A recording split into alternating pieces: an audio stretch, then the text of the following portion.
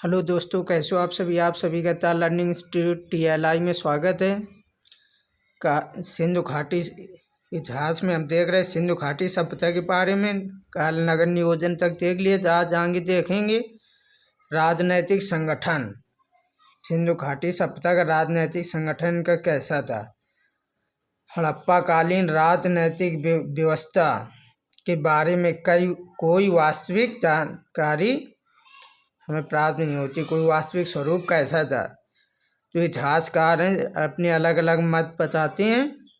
जैसे हंटर महोदय के अनुसार यहाँ राजतंत्रात्मक न होकर एक जनतंत्रात्मक शासन था।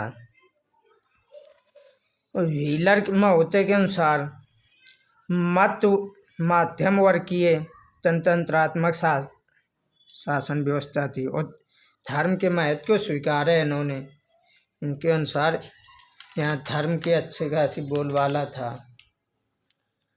और मैके महोदय ने बताया कि प्रतिनिधि शासन था। एक और इतिहासकार हमारे थे वी स्टुअर्ट महोदय ने। इन्होंने बताया कि गुलामों पर आधारित था यहाँ के शासन व्यवस्था। और जो लोकप्रिय मत है या लोकप्रिय विचार, उन व्यापारियों का शासन के हिसाब से व्यापार वाणिज्य के बारे में वहाँ देखा गया। उस हिसाब से लोकप्रिय विचार ये बनता कि व्यापारियों का शासन व्यवस्था थी। व्यापारियों के हाथ में बागडोर थी वहाँ के शासन। उस सामाजिक जीवन के बारे में देखें हम, सिंधु घाटी सभ्यता का सामाजिक जीवन कैसा था। तो सामाजिक जीवन समाज की इकाई परंपरागत तौर पर सिंधु समाज संभवतः मात्र सत्यात्मक था। यह अनुमान कैसे लगाया गया। मात्र देवी की पूजा एवं मोहरों पर अंकित चित्रों से यह अनुमान लगाया जाता है कि समाज संभवतः मात्र सत्यात्मक था। सिंधु वासियों की समाज व्यवस्था देखने से नगर नियोजन, तुर्क मकानों के आकार और रूपरेखा एवं शौकित अपनाने को देखने से ऐसा प्रतीत होता है कि सिंधु समाज कई वर्गों में विभाजित था। सिंधु समाज कई वर्गों में विभाजित था। जिनमें जैसे पुरोहित, व्यापारी, अधिकारी एवं शिल्पी तथा श्रमिकों में विभाजित था। उस सिंधु सभ्यता के लोग यानी सिंधुवासी युद्ध प्रिय कम एवं शांत प्रिय अधिक थे। सिंधु सभ्यता के निवासी शाकाहारी एवं मांसाहारी दोनों प्रकार के थे। ये शाकाहारी भी थे और मांसाहारी थे। ये भोज्य पदार्थों में गेहूं, जौ, मटर, तिल, सरसों, खजूर, तरबूज आदि के साथ साथ गाय, सुअर, बकरी एवं मछली आदि का मांस भी प्रमुख रूप से खाया जाता था। वो मीठा के लिए शहद का इस्तेमाल करते थे। सिंधुवासी लोग सूती और ऊनी दोनों प्रकार के वस्त्रों को पहनते थे तथा आभूषणों में का प्रयोग स्त्री और पुरुष दोनों समान रूप से प्रयोग करते थे आभूषणों का। मनोरंजन के लिए पासे का खेल, नृत्य एवं शिकार, पशुओं की लड़ाई आदि प्रमुख साधन थे इनके। और धार्मिक उत्सव भी समय समय पर खूब धूमधाम से मनाए जाते थे। उन नगर मुख्यतः दो भागों में विभाजित होते थे, एक पूर्वी टीला, एक पश्चिमी टीले में। हड़प्पा कालीन स्थल एवं उनसे प्राप्त होने वाले साक्ष्यों के बारे में देखेंगे। तो एक पाई चार्ट के साथ देखेंगे। स्थल वर्तमान क्षेत्र उत्खननकर्ता वर्ष और 21 नदी के तट पर थे और वहाँ से प्राप्त छात्र। इनका एक चार्ट बना के देख लेंगे हम एक साथ, ये बढ़िया राम। तो सबसे हड़प्पा है, ये मोंटगोमरी टिला पश्चिमी पंजाब पाकिस्तान में स्थित था। इसकी खोज राय बहादुर दयाराम साहनी ने 1921 में की थी। ये रावी नदी के तट पर स्थित है।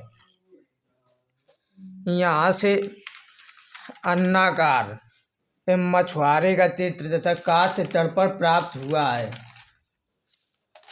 इनसे जहाँ से तो मुख्य साक्ष्य प्राप्त हुए वो लिखवाए जाएंगे और बाकी बताए जाएंगे। यहाँ हड़प्पा से अन्न भंडार मछुआरे का चित्र एवं कांस्य तट पर हड़प्पा सब नामक स्थल से कांस्य गाड़ी एक पारदर्शी वस्त्र पहने हुए एक मूर्ति प्राप्त हुए। करोड़ चित्रित मुद्रा भी वहीं प्राप्त हुई और शंख का पैल भी हड़प्पा से प्राप्त हुआ है।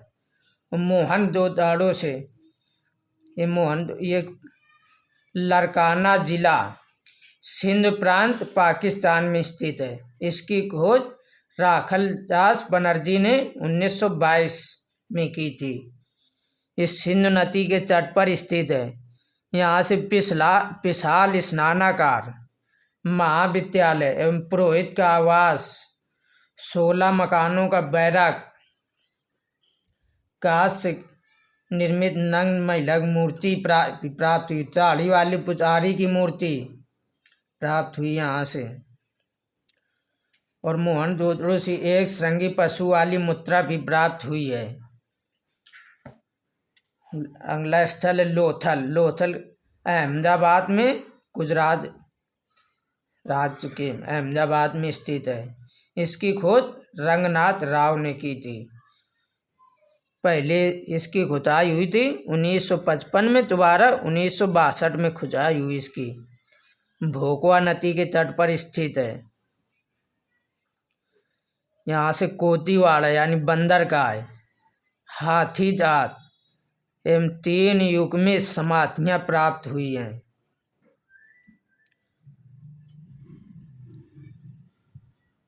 यहीं से लोथल से फारस की मोहर भी प्राप्त हुई है।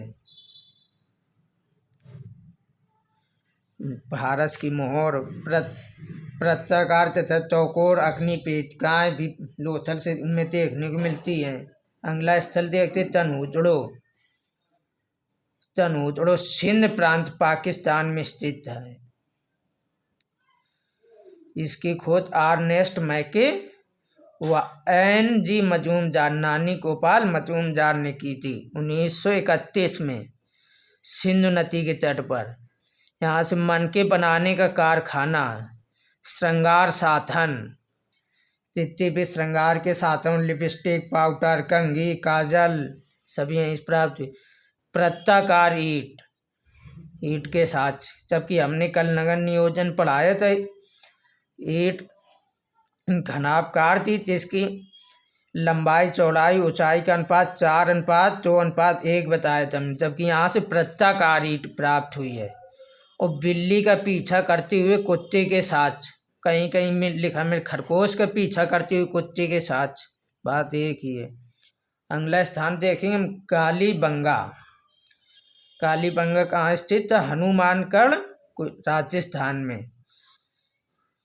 इसकी खुदाई पहले अमलानंद खोज ने 1960 में की थी और प्रतवासी लाल और पी.के. झा 1953 में। इसकी 2 बार पहले 1953 में खुदाई हुई, दोबारा 1960 में खुदाई हुई। खग्गर नदी के तट पर स्थित है। यहाँ से जुते हुए खेत, हवन कुंड और चूड़ियाँ और लकड़ी की नालियाँ प्राप्त हुई हैं। सड़कों किनारे यहाँ से लकड़ी की नालियों के साथ प्राप्त हुए हैं। वो कालीबंगा का अर्थ ही होता है काले रंग की चूड़ियाँ। अगला स्थान राखी गढ़ी का हिसार हरियाणा में स्थित है। इसकी खोज सूरज भान ने की थी 1969 में। घग्गर नदी के तट पर स्थित है। यहाँ से ताम्र उपकरण हड़प्पा लिपि युक्त मुद्रा प्राप्त हुई है। और अगला कोट जीती। तो कोट जीती सिंध पाकिस्तान में स्थित था। इसकी खोज या खुदाई देखें तो ध्रुवे एवं फजल अहमद खान ने की थी।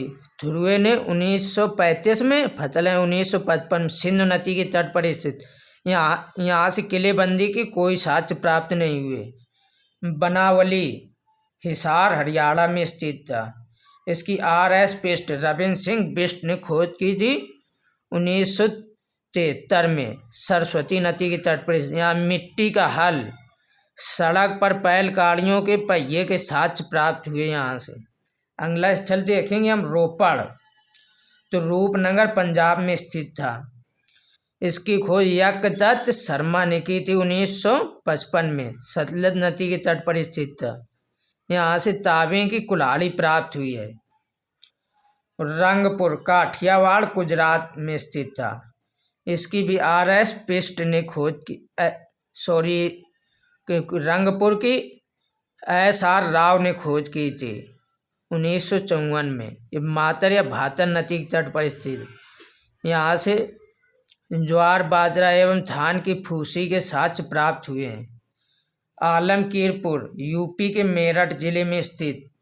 यज्ञदत्त शर्मा ने 1958 में इसकी खोज की थी। हिंडन नदी के तट पर स्थित है।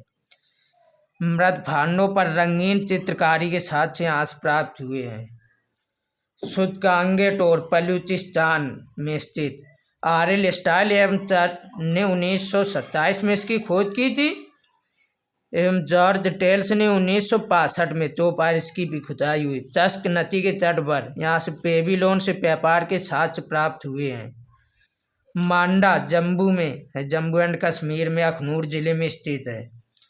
इसकी खोज जगपति जोशी ने 1982 में की थी, जो चिनाब नदी के तट पर स्थित। यहाँ से प्लेट एवं हट्टी के बाड़ाक्र प्राप्त हुए हैं। सुरकोता कच्छ गुजरात में स्थित। यहाँ से इसकी खोज जगपति जोशी ने 1964 में की थी, जो सरस्वती नदी के तट पर स्थित है। यहाँ से कलश सवाधान एवं तराजू का पल्ला प्राप्त हुआ है। तो आज की क्लास यहीं तक रखते दोस्तों। क्लास कैसी लगी ये कमेंट बॉक्स में ज़रूर बताएं। क्लास अच्छी लगी लाइक करें और चैनल को सब्सक्राइब करें। जय हिंद, जय भारत।